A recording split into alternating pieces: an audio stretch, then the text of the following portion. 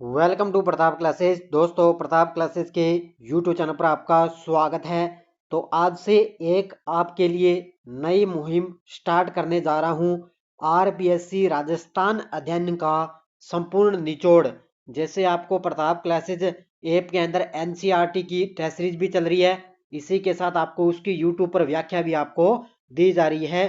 उसी प्रकार जो आपको पता है, जो राजस्थान अध्ययन की 6 से लेकर जो 12 जो पुस्तक है, जो नानक क्लासेस की पुस्तक है, उसको अपने रिवाइज कर लेते हैं, क्योंकि आगे खूब सारे एग्जाम हैं। जैसे कॉलेज व्याख्याता है, जूनियर अकाउंटेंट है, पशु सर भर्ती का एग्जाम होगा, सूचना सहायक का भी एग्जाम है, राजस्थान पुलिस का भी एग्जाम है, और भी एग्जाम के लिए ये आरबीएससी राजस्थान अध्ययन का संपूर्ण निचोड़ कक्षा 6 महा मैराथन क्लास आपको मिलने जा रही है। कक्षा 6 से लेकर 12 तक मैं आपको रिवाइज करवाऊंगा। ये क्वेश्चन आपको सिर्फ आज आपको कक्षा 6 का संपूर्ण निचोड़ आपको मिलने जा रहा है। तो आज आपको कक्षा 6 मिलेगी, फिर कल शाम को आपको कक्षा 7 का वीडियो मिलेगा। और इसके अलावा थोड़ी सी सूचना मैं आपको दे देता हूं। हमारे प्रताप क्लासेज ऐप के अंदर एनसीईआरटी की बुक, एनसीईआरटी की जो कक्षा 6 से 12 की टेस्ट सीरीज चल रही है प्रताप क्लासेज ऐप के अंदर, लगातार आपको टॉपिक वाइज टेस्ट दिए जा रहे हैं और उसकी यूट्यूब पर व्याख्या भी आपको दी जा रही है। इसके अलावा हमारी इंडिया और वर्ल्ड की करंट अफेयर्स की टेस्ट सीरीज भी चल रही है।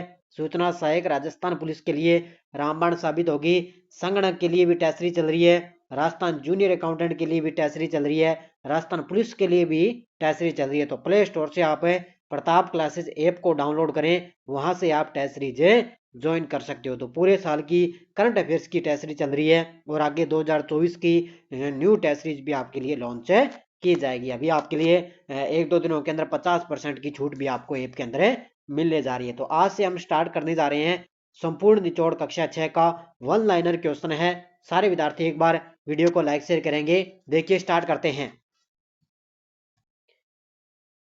ये देखो, क्लास नंबर 6 का पूरा निचोड़ अपने पढ़ेंगे। राजस्थान अध्ययन की जो अपने जैसे छोटी क्लासों में पढ़ते थे ना, उसको अपने वन लाइनर आज अपने रिवाइज कर लेते हैं। तो पहला क्वेश्चन, 2 फरवरी 2006 को नरेगा की शुरुआत देश के कितने जिलों में हुई थी? 2 फरवरी 2006 को जब नरेगा की शुरुआत हुई थी, तो ये राजस्थान के 200 जिलों में इसके अंदर शुरुआत हुई थी। यानी कि देश के अंदर, राजस्थान में नहीं है, पूरे देश के अंदर 200 जिलों के अंदर इसकी शुरुआत हुई थी। नरेगा को संपूर्ण देश में किस वर्ष लागू किया गया? तो नरेगा को यानी कि पूरे देश के अंदर किस वर्ष लागू किया गया? तो ये किया गया था 2008 के अंदर। कब लागू किया गया? 2008 के अंदर इसको लागू किया गया था। राजस्थान भारत के कितने प्रतिशत भाग पर फैला है? राजस्थान है वो भारत के कितने प्रतिशत भाग पर फैला हुआ है? तो ये 10.41%। कितने? 10.41% भाग पर है फैला हुआ है। राजस्थान की उत्तर दक्षिण तक लंबाई कितनी है? तो ये तो आपको सभी को पता है, राजस्थान की उत्तर से दक्षिण की लंबाई है 826 किलोमीटर। कितनी है? 826। राज्य की कुल स्तरीय सीमा की लंबाई कितनी है? 5920 किलोमीटर। कितनी है? 5920 किलोमीटर। रेड क्लिफ रेखा की राजस्थान में लंबाई कितनी है? 1070 किलोमीटर। कितनी है? 1070 किलोमीटर। राजस्थान के किस भौतिक प्रदेश में सर्वाधिक धात्विक खनिज मिलते हैं? राजस्थान के किस भौतिक प्रदेश में सर्वाधिक धात्विक खनिज मिलते हैं? तो ये अरावली प्रदेश में। कहां पर मिलते हैं? अरावली प्रदेश में। किस त्योहार पर गेहूं व बाजरे का खींच बनाया जाता है? आपको त्योहारों में वैसे आपसे बहुत सारा करंट है, खूब सारा जीके भी पढ़ा है, करंट भी पढ़ा है। तो किस त्योहार पर गेहूं व बाजरे का खींच बनाया जाता है? तो ये आखा तीज पर। किस पर बनाया जाता है? आखा तीज पर। नेक्स्ट देखो, राजस्थान में भारत के कुल पशुधन का बहुल्य कितना है? राजस्थान में भारत के कुल पशुधन का बहुल्य है 6.78%। कितना है? 6.78%।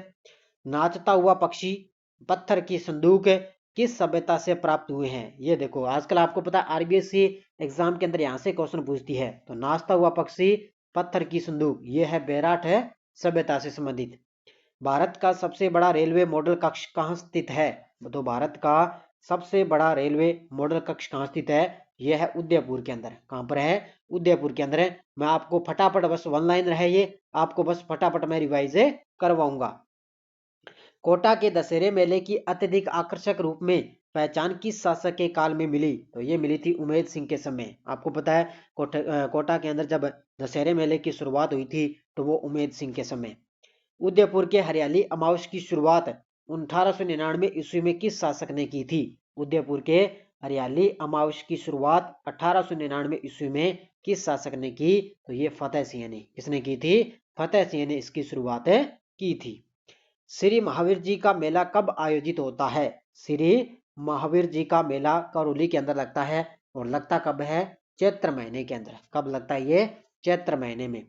बेराट का वर्णन किस यात्री ने किया था? बेराट सभ्यता जयपुर के अंदर स्थित है बेराट की सभ्यता, और इसका वर्णन किया था हवेन सांग ने। किसने किया था इसका वर्णन? है हवेन सांग ने।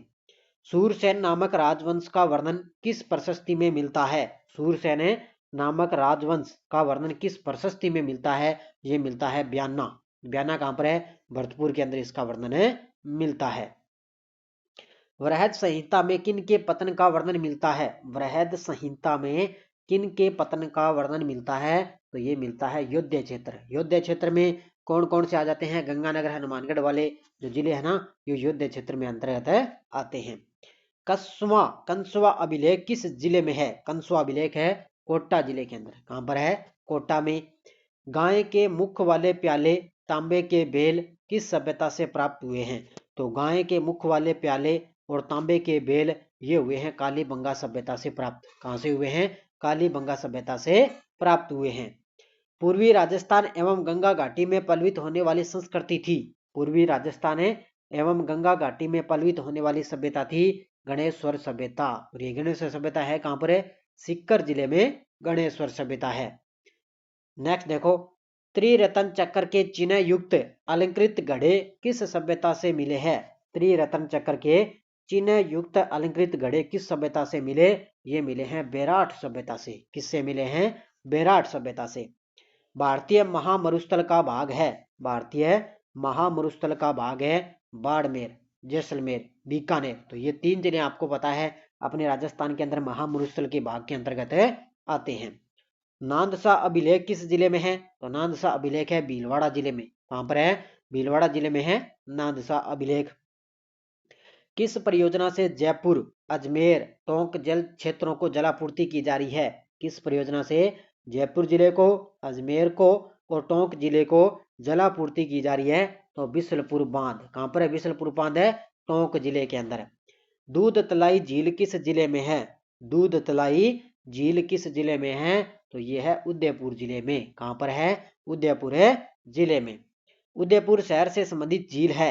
उदयपुर शहर से संबंधित झील है अमरकुंड झील, मादला मगरा, रुंडेला तालाब और ये है। ठीक है, तो उदयपुर शहर से संबंधित झील है अमरकुंड झील, मादला मगरा और रुंडेला तालाब। ये है उदयपुर से संबंधित। पोल्ट्री फार्मिंग क्या है? पोल्ट्री फार्मिंग है तो यह है मुर्गी पालन। किससे संबंधित है? मुर्गी पालन से। स्वास्थ्य सेवा का निःशुल्क नंबर है 108। कौन सा है? स्वास्थ्य सेवा का निःशुल्क नंबर क्या है? 108।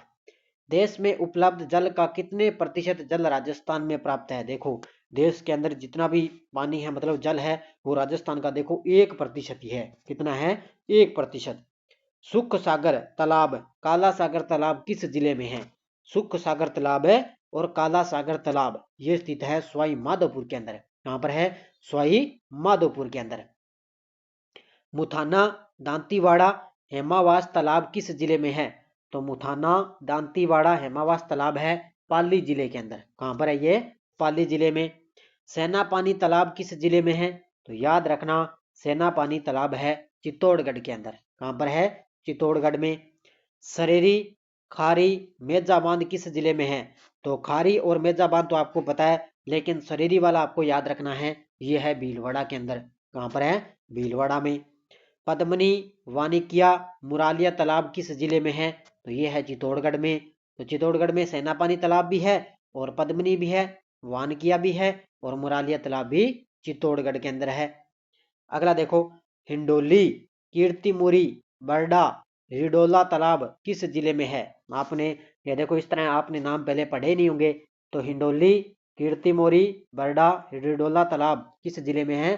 तो ये है बूंदी जिले के अंदर। कहां पर है? बूंदी में। बागोलिया तालाब किस जिले में है? बागोलिया तालाब ये है उदयपुर में। कहाँ पर है?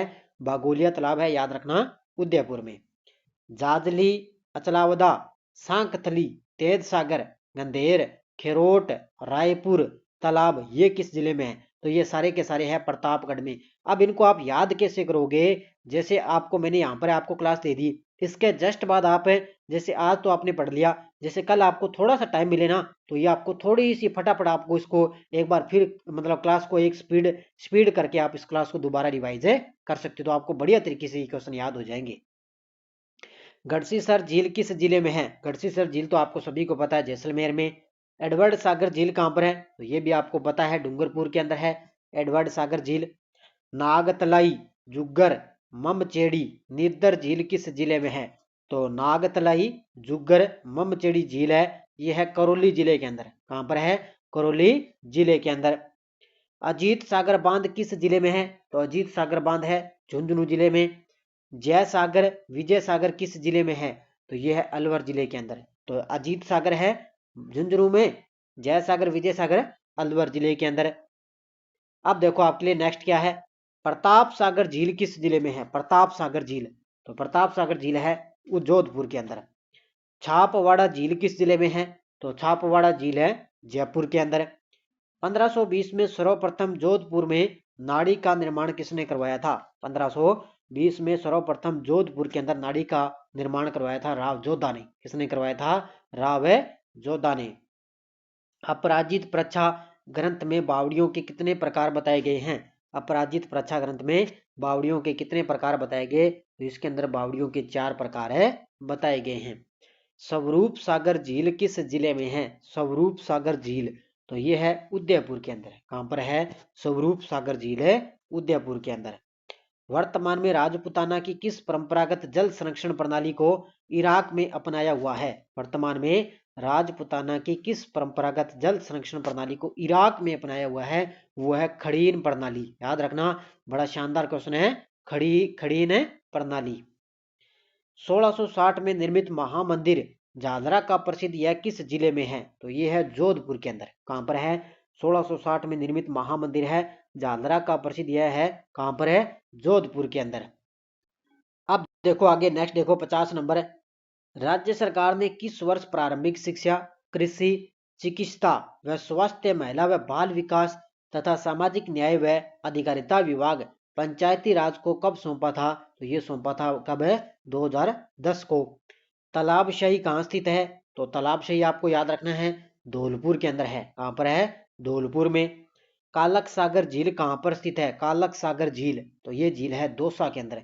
तालाबशाही धौलपुर में, कालक सागर झील दौसा के अंदर है। और नरेगा की शुरुआत कब हुई? 2 फरवरी 2006 को नरेगा की शुरुआत हुई थी। नरेगा का नाम बदलकर किस वर्ष मनरेगा किया गया था? ये पॉइंट आपको याद रखना है। 2009 के अंदर नरेगा की शुरुआत हुई थी 2006 में, ठीक है, लेकिन इसका नाम कब बदला था? 2009 के अंदर इसका नाम बदलकर मनरेगा किया गया था। रेल मंत्रालय ने किस नाम से 21 महिला स्पेशल ट्रेनें चलाने का निर्णय किया है?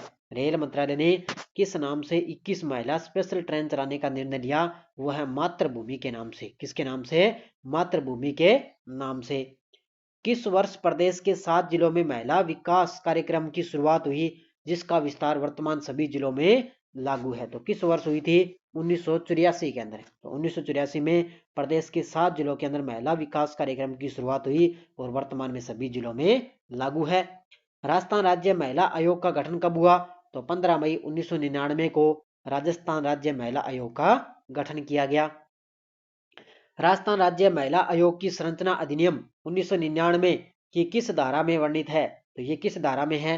तो ये है धारा 3 के अंतर्गत। कहां पर है? इसकी जो संरचना जो अधिनियम है ना, वो है धारा 3 के अंतर्गत। राज्य महिला आयोग की संरचना बताइए। तो इसमें एक तो अध्यक्ष होता है और 3 सदस्य होता है। कौन है? राज्य महिला आयोग की संरचना, इसमें एक अध्यक्ष है और 3 सदस्य होते हैं।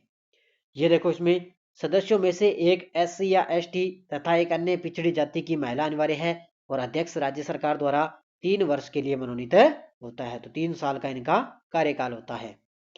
राजस्थान में महिला निदेशालय का गठन कब किया गया? तो 2007 के अंदर। कब किया गया? महिला निदेशालय का गठन 2007 के अंदर। जिला महिला सहायता समिति किसकी अध्यक्षता में गठित की गई? जिला महिला सहायता समिति किसकी अध्यक्षता में गठित की गई? तो जिला कलेक्टर की। किसकी अध्यक्षता में? जिला कलेक्टर की। घरेलू हिंसा से महिला संरक्षण अधिनियम 2005 किस वर्ष लागू हुआ? घरेलू हिंसा से महिला संरक्षण अधिनियम 2005 किस वर्ष लागू हुआ? ये हुआ था 2006 के अंतर्गत। कब हुआ था? 2006 में। किशोरी शक्ति योजना में कितने वर्ष तक की बालिकाओं के लिए संचालित है? किशोरी जो शक्ति योजना है वो कितने वर्ष तक की बालिकाओं के लिए संचालित है? वो है 11 से 18 वर्ष। कितने के लिए? 11 से 18 वर्ष के लिए। मुख्यमंत्री 7 सूत्रीय महिला सशक्तिकरण कार्यक्रम की घोषणा किस राज्य बजट में की गई? तो ये 2009-10 में। कब की गई थी? 7 सूत्रीय महिला सशक्तिकरण जो कार्यक्रम है उसकी घोषणा 2009-10 के बजट में की गई थी। 1984 में महिला विकास कार्यक्रम प्रदेश के 7 जिलों में शुरू हुआ।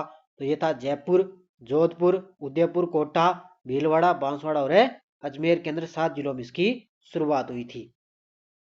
आगे देखो, महिला स्वयं सहायता समूह कार्यक्रम कब शुरू किया गया? तो 1997-98 के अंदर महिला स्वयं सहायता समूह कार्यक्रम की शुरुआत की गई थी। कब है? 1997-98 के अंतर्गत। प्रियदर्शनी आदर्श स्वयं सहायता समूह योजना के तहत अमृता पुरस्कार की शुरुआत कब हुई थी? किसके तहत है? प्रियदर्शनी आदर्श स्वयं सहायता समूह योजना के तहत अमृता पुरस्कार की शुरुआत हुई थी 2005 के अंतर्गत। कब हुई थी? 2005 में। 5 सूत्रीय महिला सशक्तिकरण कार्यक्रम किस वर्ष प्रारंभ किया गया? तो ये किया गया था 2011 में। कब किया गया? 5 सूत्रीय जो महिला सशक्तिकरण कार्यक्रम है ये 2011 में इसको स्टार्ट किया गया। और 5 सूत्रीय महिला सशक्तिकरण कार्यक्रम में क्या क्या शामिल थे ये देखो इसके अंतर्गत।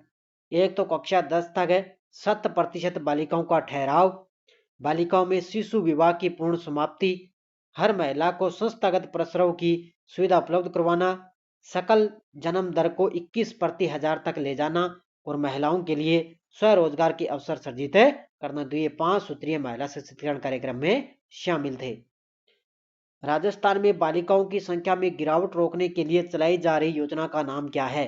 तो वो है मुख्यमंत्री बालिका संबल योजना। कौन सी है? राजस्थान में बालिकाओं की संख्या में गिरावट रोकने के लिए कौन सी योजना है? मुख्यमंत्री बालिका संबल योजना। मीराबाई के विवाह के कितने दिन बाद पति भोजराज की मृत्यु हो गई थी? तो मीराबाई के विवाह कितने वर्ष बाद है? 7 वर्ष के बाद में उसके पति भोजराज की मृत्यु हो गई थी। जेठाना डूंगरपुर क्यों प्रसिद्ध है? तो ये है लकड़ी की मूर्तियों के लिए। किसके लिए प्रसिद्ध है? जेठाना जो डूंगरपुर में है वो लकड़ी की मूर्तियों के लिए प्रसिद्ध है। मोलेला के अतिरिक्त वे जिले जो टेराकोटा के केंद्र माने जाते हैं। तो मोलेला के अतिरिक्त वे जिले जो टेराकोटा के जिले माने जाते हैं वो है अलवर और बाड़मेर। कौन से हैं? अलवर और बाड़मेर। रामसागर झील किस जिले में है? रामसागर झील है, ध्यान रखना, धौलपुर के अंदर। रायपुर बांध किस जिले में है? तो ये सीकर के अंदर है। देखो, रामसागर झील है धौलपुर में, रायपुर बांध है सीकर में, तलवाड़ा झील है हनुमानगढ़ के अंदर, जेतपुरा बांध है भीलवाड़ा में। कहां पर है जेतपुरा बांध? है भीलवाड़ा के अंदर। मोती झील किस जिले में है? मोती झील है भरतपुर के अंदर। शिवपुर हेड झील किस जिले में है? शिवपुर झील है श्री गंगानगर में। परंपरागत जल संरक्षण विधि कौन कौन सी है? एक तो है टांका, कुंड और खड़ीन। ये क्या है? परंपरागत जल संरक्षण की विधियां हैं। बरनाला यूप किस जिले में है? बरनाला यूप किस जिले में है? यह है जयपुर जिले में। सामोली लेक किस जिले में है? सामोली लेक है उदयपुर जिले में। कहां पर है? उदयपुर जिले के अंदर। बिजोलिया शिलालेख किस जिले में है? तो याद रखना, बिजोलिया शिलालेख है भीलवाड़ा में।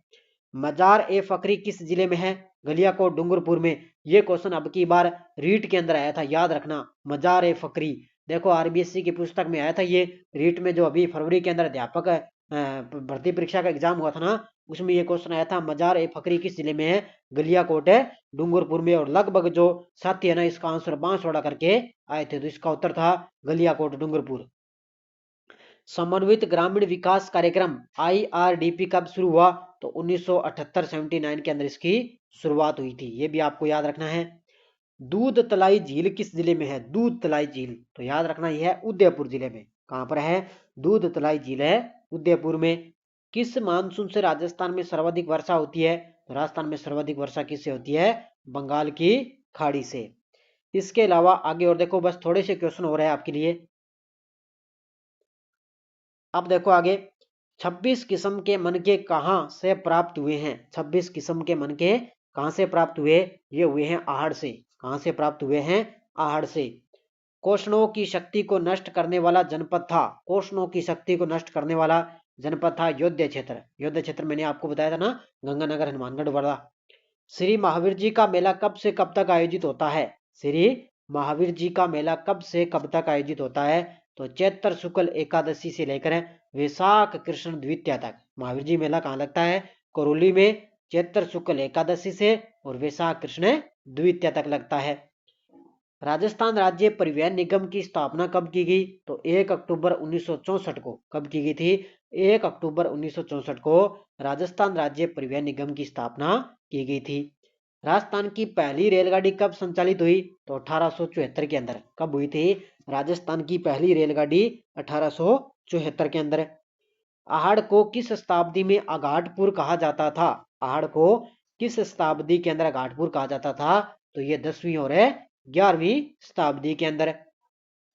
भारत में शक जाति के शासकों प्रांत के मुख्य हेतु किस शब्द का प्रयोग किया जाता था? तो भारत में शक जाति के शासकों के प्रांत के मुख्य हेतु क्षत्रप शब्द का प्रयोग किया जाता था। कौन सा शब्द था? क्षत्रप। विश्वेश्वर नाथ रेऊ ने किस रियासत का इतिहास लिखा था? तो विश्वेश्वर नाथ रेऊ ने किस रियासत का इतिहास लिखा? तो ये लिखा था मारवाड़ का। किसका लिखा था? मारवाड़ का इतिहास लिखा था। सर्वाधिक व न्यूनतम दैनिक तापांतर वाला जिला? तो सर्वाधिक है जैसलमेर और न्यूनतम है चूरू जिला। सम्राट अशोक का ब्राह्मू शिलालेख किस पहाड़ी से प्राप्त हुआ? तो सम्राट अशोक का जो ब्राह्मू शिलालेख है वो हुआ था बिजक डूंगरी पहाड़ी से। किससे प्राप्त हुआ था? बिजक डूंगरी पहाड़ी से। 7 अग्नि वेदिकाओं के साक्ष्य किस सभ्यता से मिले? तो आपको सभी को पता है अग्नि वेदिकाओं के साक्ष्य मिले हैं कालीबंगा सभ्यता से। ब्याना का प्राचीन नाम श्रीपंथ। क्या नाम था?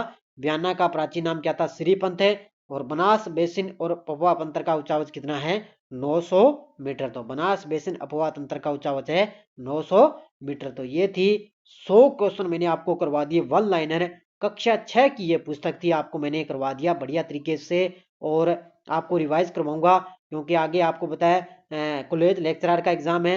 इसके अलावा आपको पता है सूचना सहायक का एग्जाम है, जूनियर अकाउंटेंट का एग्जाम है, संगणक का एग्जाम है, राजस्थान पुलिस का एग्जाम है। तो मैंने आपको कक्षा 6 का जो आरबीएससी की पुस्तकें हैं, अभी आपको पता वर्तमान में भी है, लेकिन फिर भी एनसीईआरटी के आधार पर मैंने आपको कक्षा 6 का संपूर्ण निचोड़ मैंने करवा दिया है। और कल अपने कक्षा 7 की बात है करेंगे। तो इस तरह मैं आपको कक्षा 6 से लेकर 12 तक आपको मैं रिवाइज करवाऊंगा ताकि आपका एग्जाम है वो आप क्वालिफाई कर सकते हो। तो सारे विद्यार्थी एक बार वीडियो को जाते लाइक शेयर करेंगे। और जो भी विद्यार्थी हमारे इस चैनल पर नहीं है तो जरूर आप चैनल को सब्सक्राइब करें और इसके पास रहे बेल आइकन का घंटा दबाएं ताकि हम जैसे वीडियो अपलोड करें उसका नोटिफिकेशन आप तक पहुंच जाएगा। जय हिंद, जय जय राजस्थान।